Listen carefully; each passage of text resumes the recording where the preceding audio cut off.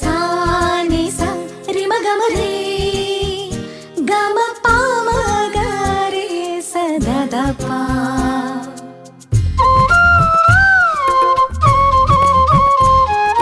புல்வெளி பெய்யும் சாரலை போல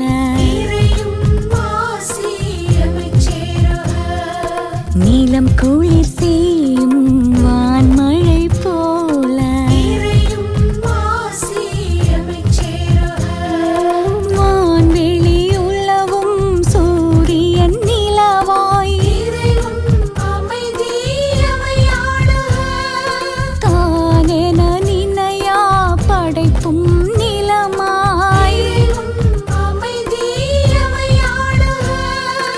ஆசியும் அமைதியும் அகம் சேரவே இயேசு கிறிஸ்துவின் மனநிலை வேண்டும். ஆசியும் அமைதியும் அகம் சேரவே இயேசு கிறிஸ்துவின் மனநிலை வேண்டும்.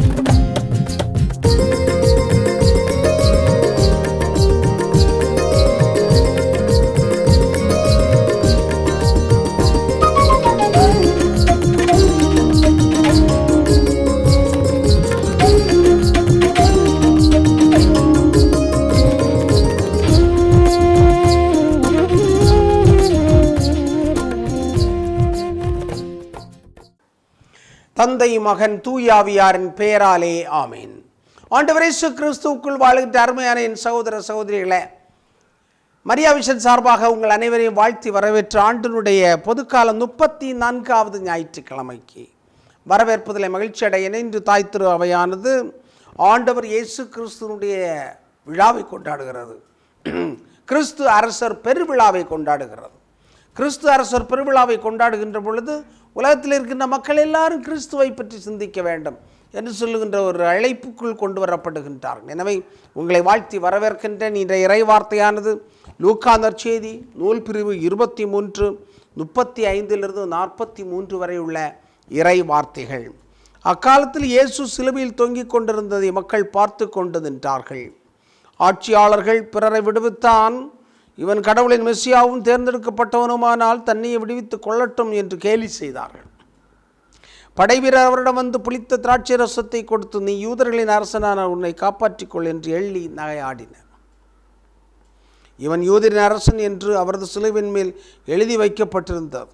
சிலுவையில் தொங்கிக் கொண்டிருந்த குற்றவாளிகள் ஒருவர், நீ மெசியா தானே, உன்னையும் எங்களையும் காப்பாற்று என்று அவரை பழித்துரைத்தான். ஆனால் மற்றவன் அவனை கடிந்து கொண்டு, கடவுளுக்கு நீ அஞ்சுவதில்லையா? நீயும் அதே தீர்ப்புக்குத்தானே உள்ளாகி இருக்கிறாய்.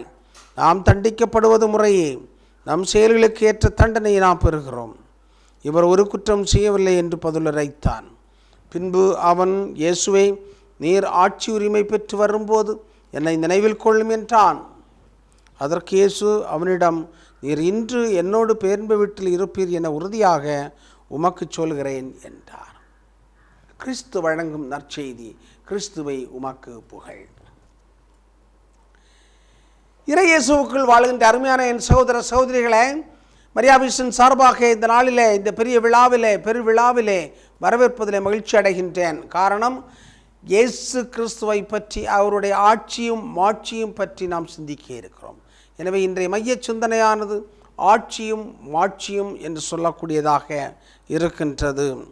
ஆட்சியும் மாட்சியும் என்று சொல்லுகின்ற பொழுது இன்று உண்மையிலே நாம் சிந்திக்க வேண்டியது, கிறிஸ்துவனுடைய ஆட்சி என்ன, கிறிஸ்துவனுடைய மாட்சி என்ன என்பதை பற்றி நாம் சிந்திக்க அழைக்கப்பட்டிருக்கிறோம். கடந்த நாட்களில் ஜெய்ப்பூர் என்று சொல்லுகின்ற ஒரு பெரிய பட்டணத்திற்கு சென்றிருந்தேன். ஒரு நிகழ்ச்சியை பங்கேற்பதற்காக சென்றிருந்தேன். அகில இந்திய கத்தோலிக்க குருக்கள் பேரவையிலே கலந்து கொள்வதற்கான ஒரு வாய்ப்பு கிடைத்தது. எனவே சென்ற பொழுது இயற்கை பற்றிய சிந்தனைகளை நாங்கள் பகிர்ந்து கொண்டோம். ஈக்காலஜி, ஈகோ தியாலஜி, சுற்றுச்சூழல் பற்றிய ஒரு இறை இயல், இறைவனுடைய பிரசனத்தை சுற்றுச்சூழலில் எப்படி பார்க்க வேண்டும், சுற்றுச்சூழலை எவ்வாறு பாதுகாக்க வேண்டும் என்று சொல்கின்ற சிந்தனைகளை பற்றி நாங்கள் பகிர்ந்து கொண்டோம். அந்த ஜெய்ப்பூர் என்று சொல்கின்ற பட்டணத்தில் பெரிய பெரிய கோட்டைகள், அரண்மனைகள் இருக்கின்றன. அந்த ஜெய்ப்பூரில் இருக்கின்ற அரண்மனைகளை பார்க்கின்ற பொழுது மிக அருமையான ஒரு சிந்தனை எனக்குள் ஓடிக்கொண்டே இருந்தது.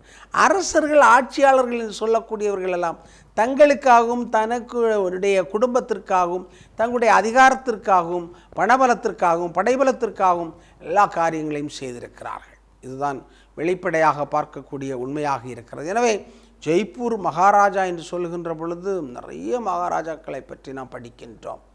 நிறைய மகாராஜாக்கள், இந்த மகாராஜாக்களுடைய வாழ்வை பார்க்கின்ற பொழுது அவர்கள் பெரிய கோட்டை கொத்தளங்களிலே வாழ்ந்தார்கள் என்று பார்க்கின்றோம்.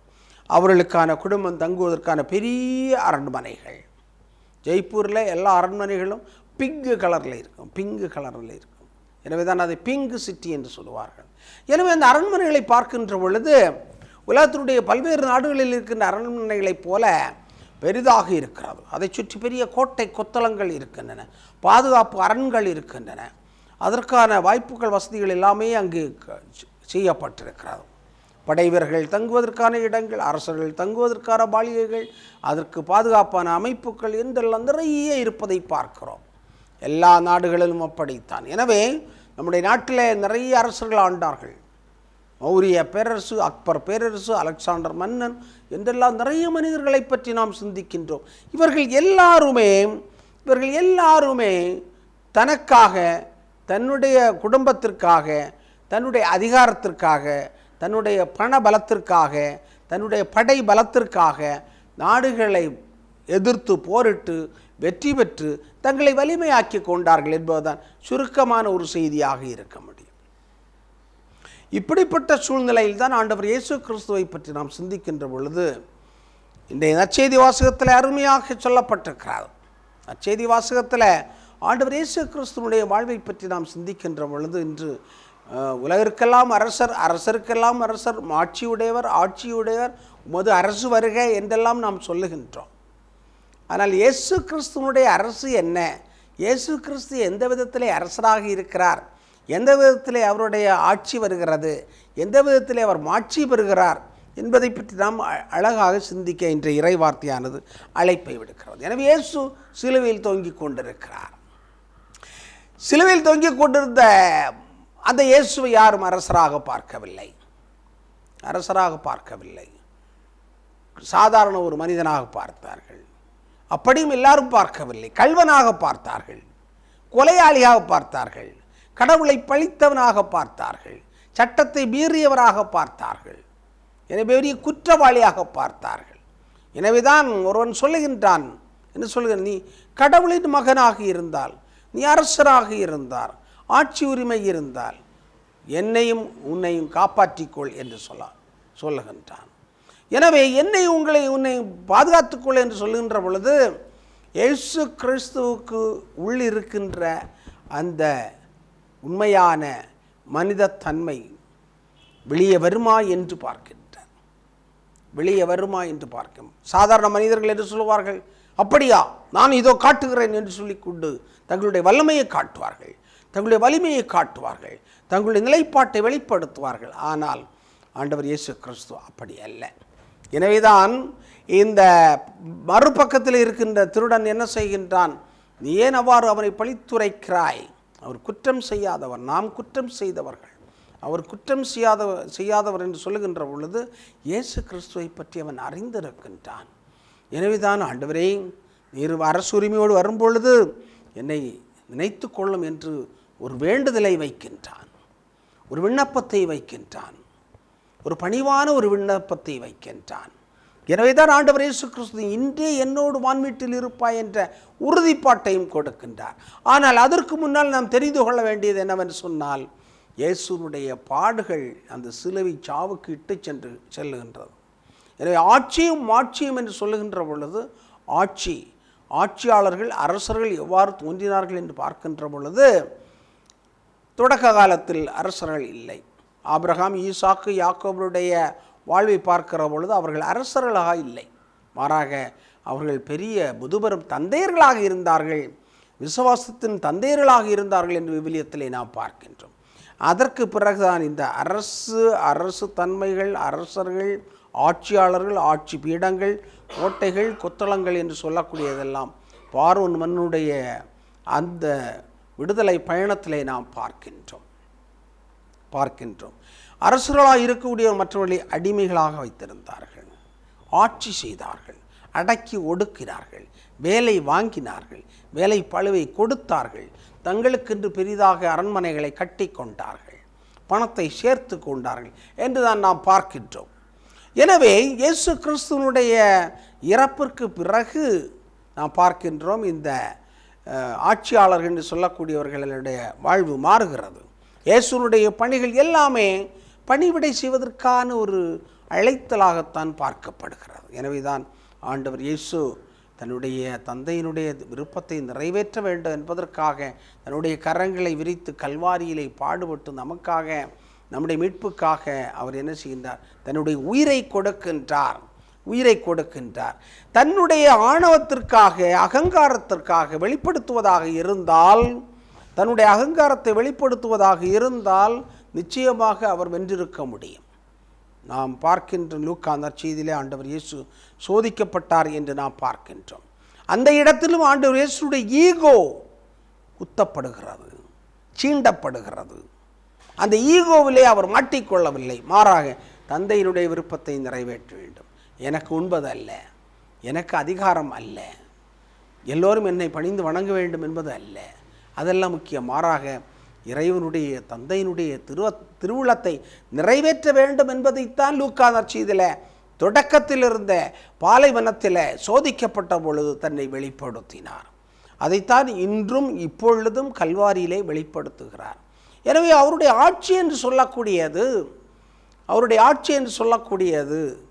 மற்ற அரசர்களைப் போன்று ஆட்சி செய்வது அல்ல, அடக்கி ஆள்வது அல்ல, பொருள் சேர்ப்பது அல்ல, அதிகாரத்தை வெளிப்படுத்துவது அல்ல, அகங்காரத்தை வெளிப்படுத்துவது அல்ல. எல்லா ஆட்சியாளர்களும் அரசர்களும் போர் தொடுத்தவர்களெல்லாம் தங்களுடைய பெருமைக்காக, தங்களுடைய இனத்தின் பெருமைக்காக, தங்களுடைய குடும்பத்தின் பெருமைக்காக, தங்களுடைய வீரர்களின் பெருமைக்காக நாடுகளை பிடிக்க முயன்றார்கள். எனவே அதிலே ஆயிரக்கணக்கான லட்சக்கணக்கான போர் வீரர்களை கொன்று குவித்தார்கள், நகரங்களை தீக்கிரையாக்கினார்கள், குடும்பங்களை எரித்தார்கள் என்று நாம் வரலாற்றிலே பார்க்கின்றோம். ஆண்டவர் இயேசுனுடைய இறையாட்சி அது அல்ல. ஆட்சியும் மாட்சியும் என்று சொல்லுகின்ற பொழுது இந்த கிறிஸ்துவை அரசராக பார்க்கக்கூடிய நாம் இன்னும் அவர் அரசர்களுக்கெல்லாம் அரசர், ஆட்சியாளர்களுக்கெல்லாம் ஆட்சியாளர், அதிகாரம் கொண்டவர், எதையும் எப்படியும் செய்யக்கூடிய, சவாலை நிறைவேற்றக்கூடியவர் என்று நாம் பார்க்காமல் ஆண்டவர் இயேசு கிறிஸ்து பணிவானவர், இறையாட்சியினுடைய விழுமியங்களுக்காக வாழ்ந்தவர். அதைத்தான் அவர் கற்றுக் கொடுத்த ஜெபத்திலே நாம் பார்க்கின்றோம். விண்ணகத்தில் இருக்கின்ற எங்கள் தந்தை, உமது அரசு வருக, உமது ஆட்சி வருக, விண்ணகத்தில் செயல்படுவது போல மண்ணகத்திலும் செயல்பாடுகள் இருக்க வேண்டும் என்று சொல்லுகின்றார். அதைத்தான் ஜெபமாக, வேண்டுதலாக, விண்ணப்பமாக தன்னுடைய சீடர்களுக்கு வைக்க வேண்டும் என்று சொல்லி கொடுக்கின்றார். எனவே விண்ணகத்தில் கடவுளுடைய தூதர்கள் அல்லது சம்மனசுக்கள், வானக தூதர்கள் என்று சொல்லக்கூடியவர் கடவுளுடைய விருப்பத்தை நிறைவேற்றுகின்றவர்களாக இருந்திருக்கின்றார்கள். எனவே தான் மண்ணகத்திலே வாழுகின்ற நாம் இன்று விண்ணகத்தை இங்கு அடைய வேண்டும் என்று சொன்னால், விண்ணகத்தில் இருக்கின்ற தூதர்களைப் போல நாமும் விழுமியங்களை, விண்ணரசின் விழுமியங்களை நாம் என்ன செய்ய கடைபிடிக்க வேண்டும். அப்பொழுதுதான் நிச்சயமாக விண்ணத்தை நாம் பெற்றுக்கொள்ள முடியும். எனவே அந்த கள்வன் ஒருவன் ஆண்டவருடைய அகங்காரத்தை, ஆணவத்தை, ஈகோவை அவன் டச் பண்ணினாலும் அதில் அவர் விழுந்து விடவில்லை என்பதுதான் மிக முக்கியமான ஒன்று. எனவே ஆட்சியும் வாட்சியும் பெற்றவர் ஆண்டவர் இயேசு கிறிஸ்து. அழகான தங்க கிரீடத்தை வைத்திருக்கக்கூடியவர், தங்க கோலை வைத்திருக்கக்கூடியவர், பெரிய அரியணையில் விற்றிருக்கக்கூடியவர், ஆடை அலங்காரத்தோடு வரக்கூடியவர், தோரணையில் வரக்கூடியவர், தேர்களிலே வரக்கூடியவர் என்ற ஒரு கற்பனையை, என்ற ஒரு சிந்தனையை திரு அவைக்குள்ளே எடுத்து கிறிஸ்து உண்மையிலே அதிகாரம் படைத்தவர், ஆட்சியும் ஆட்சியும் அவருக்குரியது என்று சொல்லுகின்ற அடிப்படையில் ஒரு பழக்கத்தை, ஒரு மரபை ஏற்படுத்துகின்றார்கள். ஆனால் உண்மையிலே ஆண்டவர் இயேசு கிறிஸ்துவனுடைய அரசத்தன்மை என்று சொல்லக்கூடியது அடிப்படையில் இந்த உலகத்தில் ஆட்சியாளர்கள் அடிமையாக்கி நடத்தக்கூடிய ஒரு அரசத்தன்மை அல்ல. மாட்சி என்று சொல்லக்கூடியது எல்லாரும் தலைக்குப்புற விழுந்து வணங்குகின்ற, அதை பெறுகின்ற ஒரு மாட்சி அல்ல. எனவே அடக்குவதிலும் ஆட்சி புரிவதிலும் வருகின்ற அந்த பெருமையை ஏற்கக்கூடியவள் அல்ல இயேசு கிறிஸ்து என்று சொல்லக்கூடியவர். அவர் பணிவிடை செய்யக்கூடியவர். கிறிஸ்துவனுடைய பெருமை, அவருடைய மாட்சி, அவருடைய ஆட்சி என்று சொல்லக்கூடியது உலகத்தில் எல்லா மக்களுக்கும் பணிவிடை செய்யக்கூடிய ஒன்றாக இருக்கிறது.